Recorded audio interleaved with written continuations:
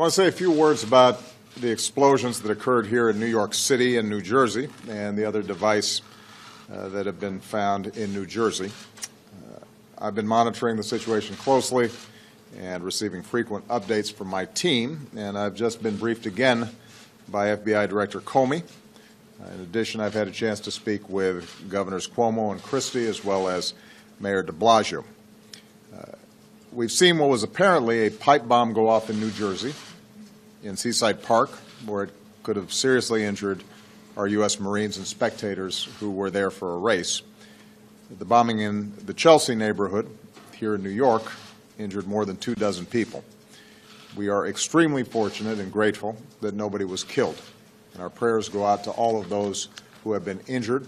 We want to wish them a speedy recovery. I especially want to commend all the outstanding police and first responders in both New York City and New Jersey for their extraordinary professionalism and their quick response, which surely prevented even more people from being hurt and ensured that people got assistance quickly. The investigation is moving rapidly, and as is my practice, I'm going to leave it to the FBI and law enforcement to provide details. I think everybody is aware at this point that there is a person of interest who is the focus of the investigation, and the FBI can give you further details in terms of how that is proceeding. I told Governors Cuomo and Christie and Mayor de Blasio that they and their teams will continue to have all federal support as they move ahead with their investigations in tracking down every lead and working to keep the people of this city and of this region safe. Law enforcement is asking for the help of the community, and so to everybody in this region, I want to repeat what we've said before. If you see something suspicious, then you need to say something. Contact local law enforcement. In the meantime, I would ask that the press try to refrain from getting out ahead of the investigation.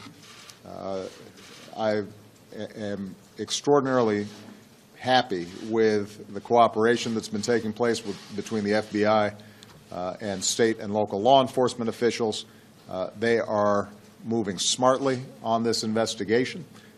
It does not help if false reports or incomplete information is out there. So try to, as much as possible, stick to what our investigators say, because they actually know what they're talking about. Meanwhile, I know that the United Nations meetings here every year already create an additional workload for New York. But given the UN meetings, we also have a particularly high level of federal resources here to help as needed. We're going to make sure that everybody is working together seamlessly as one team to get to the bottom of what happened, to find those responsible, and to make sure that justice is done. Meanwhile, while all this is going on in New York and New Jersey, we're also focused on the stabbing attack at the shopping mall in Minnesota. At this point, we see no connection between that incident and what happened here in New York and New Jersey. Our attention there is on the people who were injured. And again, we are very grateful that no one lost their life. Thanks to the quick action of a brave off-duty police officer, the suspect was killed, and we avoided more people being hurt. I had a chance also to speak with Governor Dayton this morning. I assured him that we will provide all the assistance that he needs in the investigation. The FBI is investigating the Minnesota incident as a potential act of terrorism. We will direct the full resources of the federal government to make sure that the investigation goes forward aggressively. And finally, I want to take this opportunity to reassure the people in this city, this region, and Americans across our country that our counterterrorism and law enforcement professionals at every level, federal, state, and local, are working together around the clock to prevent attacks and to keep us safe. They are the best of the best. Over the years, they have thwarted many plots and saved many lives, and we are incredibly grateful for their service today and every single day. We will continue to lead the global coalition in the fight to destroy ISIL, which is instigating a lot of people over the Internet to carry out attacks. We are going to continue to go after them. We're going to take out their leaders. We're going to take out their infrastructure. They are continuing to lose ground in Iraq and in Syria. And later today, I'll be meeting with Prime Minister Abadi of Iraq to discuss the need to sustain that momentum. As we take away more of their territory, it exposes ISIL as the failed cause that it is, and it helps to undermine their ideology, which over time will make it harder for them to recruit and inspire people to violence. And we're going to continue to enlist tech companies and community and religious leaders to push back against online extremist content and all messages of hate. You know, at moments like this, I think it's important to remember what terrorists and violent extremists are trying to do. They are trying to hurt innocent people, but they also want to inspire fear in all of us and disrupt the way we live, to undermine our values.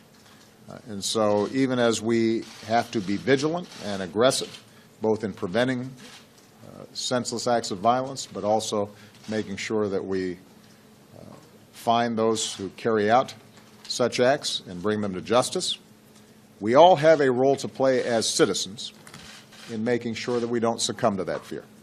And there's no better example of that than the people of New York and New Jersey. You know, when I was speaking to Governor Cuomo and Governor Christie and Mayor de Blasio, one point that they all made is, you know, folks around here, you know, they don't get scared. They're tough, they're resilient, they go about their business every single day.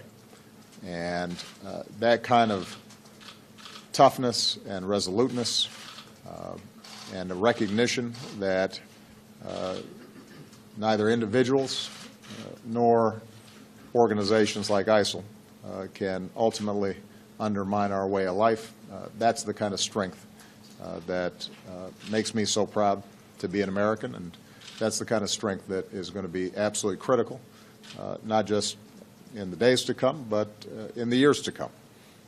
By showing those who want to do us harm that they will never beat us, by showing the entire world that as Americans we do not and never will give in to fear, that's going to be the most important ingredient in us defeating those who would carry out terrorist acts against us.